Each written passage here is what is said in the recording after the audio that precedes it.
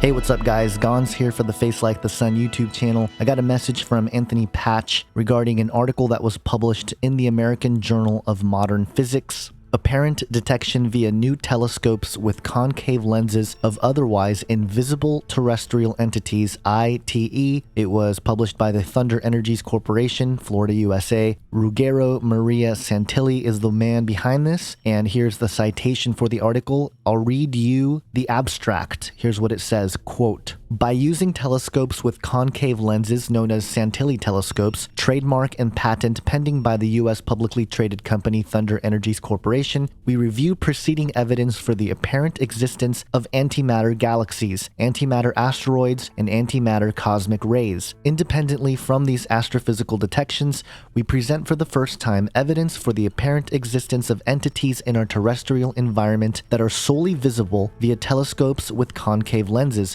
while being invisible to our eyes, and to conventional Galileo telescopes with convex lenses, which entities leave dark images in the background of digital cameras attached to the Santilli telescopes. These entities are here called invisible terrestrial entities of the first kind, ITE-1 or dark ITE. We then present, also for the first time, evidence for the apparent existence in our terrestrial environment of additional entities that are also visible to telescopes via concave lenses while being invisible to our eyes, and to conventional telescopes with convex lenses, which entities leave bright images in the background of digital cameras. These additional entities are here called invisible terrestrial entities of the second kind, ITE-2 or bright ITE. It is pointed out that both types of entities generally move in the night sky over sensitive areas, and their behavior generally suggests unauthorized surveillance. This paper has been motivated by the significance and diversification of the collected evidence, as well as available independent confirmations that warrant systematic inspection of the sky over our sensitive civilian, industrial, and military installations via telescopes with concave lenses, so as to detect possible unauthorized surveillance." So there you have it. Evidence for entities that aren't seen to the naked eye but can be seen by these telescopes with concave lenses here. I'll leave a link to the PDF in the description section so you can look at it for yourself, but there are pictures here in the article that allege the data that's being found here. Here are a couple of images that were taken of alleged ITE-1 or dark ITEs. This was taken on September 5th, 2015 in the evening sky over Tampa Bay, Florida. And interestingly enough, it says here, quote, "It should be indicated that ITE-1 appear to be located mostly in the areas of terrestrial or lunar orbits. By contrast, ITE-2 are generally located directly over sensitive civilian, industrial, and military installations and appear to behave in a way strongly suggesting their unauthorized surveillance." So again, they're admitting that they seem to be looking at us or watching us somehow, and I find it interesting that these dark ITEs are mostly found in the atmosphere in lunar orbits, but then these bright ITEs are seen much closer to the surface. And I've pointed this out before, but it's worth mentioning again, Ephesians 6:12, the famous passage about how we wrestle not against flesh and blood, but against rulers, powers, principalities, so forth. And one of the entities that we fight against is, in the Greek, cosmocrators, or ruler of this world. And if you look at the definition that Strong's gave of cosmocrators, it says it's a ruler of this world, that is, of the world as asserting its independence of God, used of the angelic or demonic powers controlling the sublunary world, so the world between the moon and the earth. Very fascinating. And here's another interesting quote. "The historical inconsistencies of negative energies have been resolved for antimatter by the underlying new mathematics specifically constructed for antimatter, known as isodual mathematics, with ensuing novel isoduo theory of antimatter. The above results have been confirmed by a number of independent contributions, which provides a comprehensive list of scientific papers published in referred journals and links to PR web releases in antimatter up to early 2015. It says also the detection of ITE-1 and ITE-2 has been independently verified by colleagues and was disclosed for the first time at an invited lecture delivered at the St. Petersburg Astronomy Club on September 25th, 2015.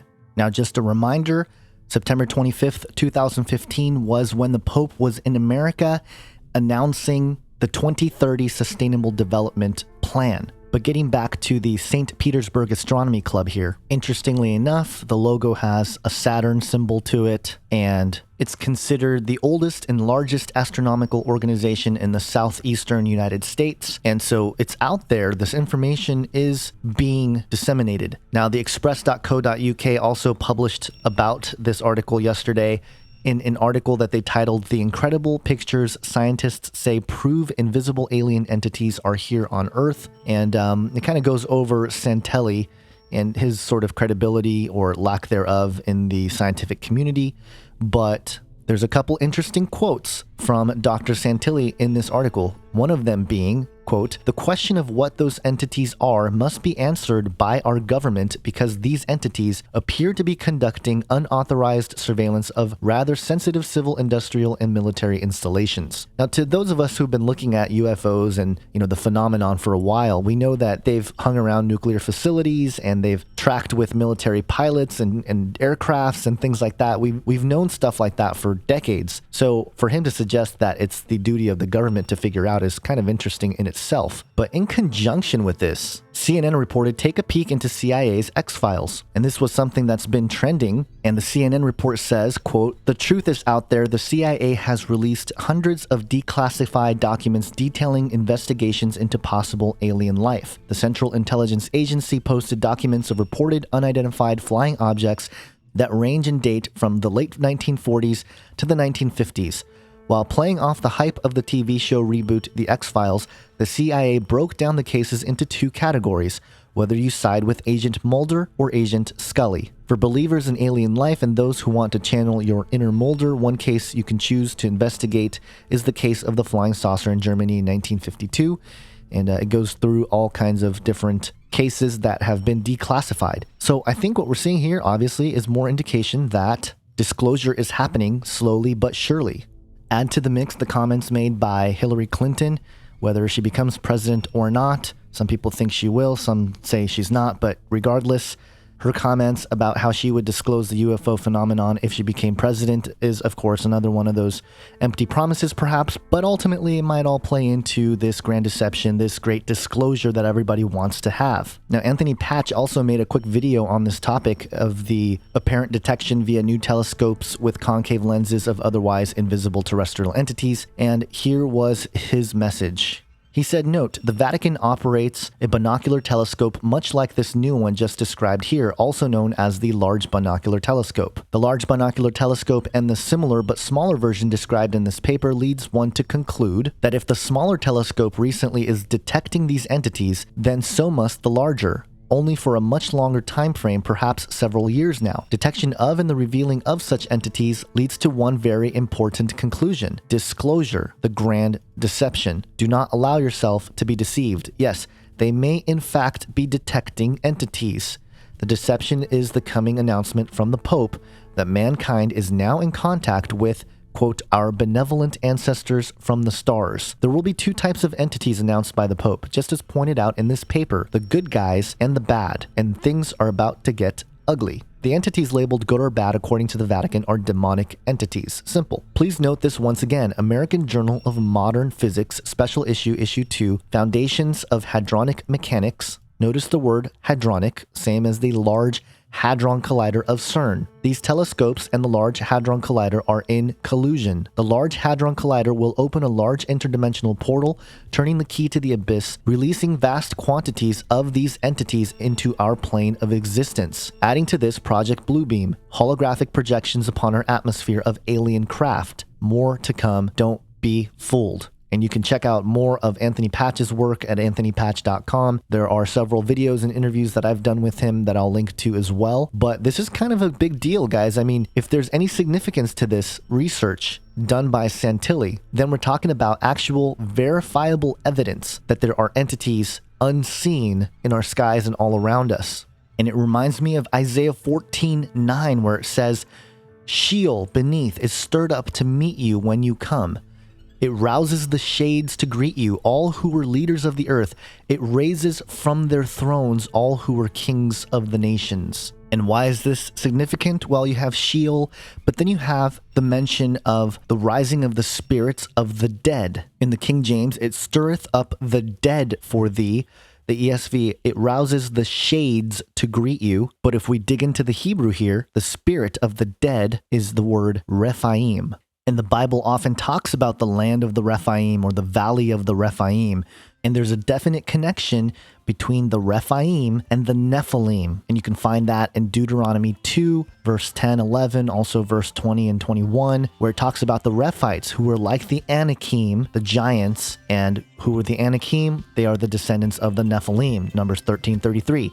So there's a huge tie in there. And the fact that Isaiah 14 talks about this realm of the dead being stirred up and having in concert with it the rise of the kings of the earth, of the nations. This all looks like it plays into the beast system in the end times described in Revelation 13.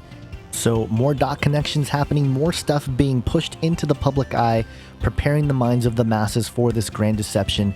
Is it possible that these dark entities and bright entities are nothing more than Rephaim, spirits of the dead?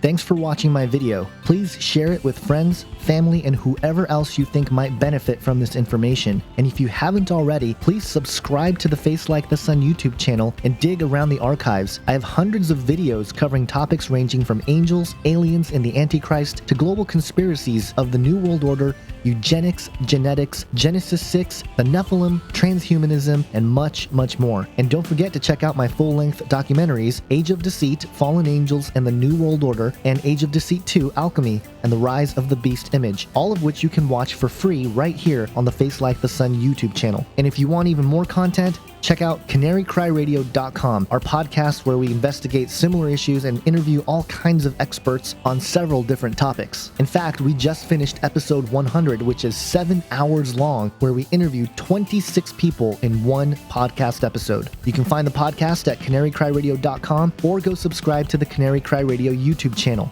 Again, thanks for watching and have an awesome day. God bless.